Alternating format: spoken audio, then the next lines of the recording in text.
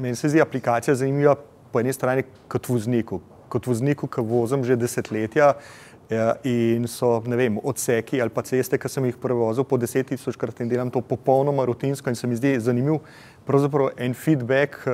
ki ga lahko dobim nazaj, kakšna pravzaprav je moja vožnja tam, kjer vozim že na pol avtomatično, ne. Po drugi strani, glede na to, da sem precej vpet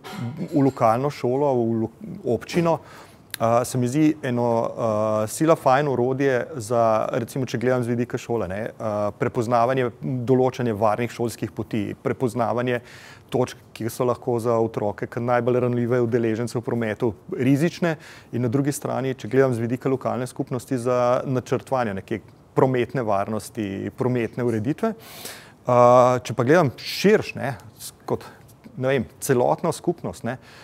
se mi pa zdi, da je to lahko eno fajn orodje, ki bi se ga dali fajn uporabiti za to, da se ga približa pravzaprav najmlajšim, se pravi otrokom, šolarjem, ki se spoznavajo s prometom in hkrati preko tega lahko pravzaprav sprožamo eno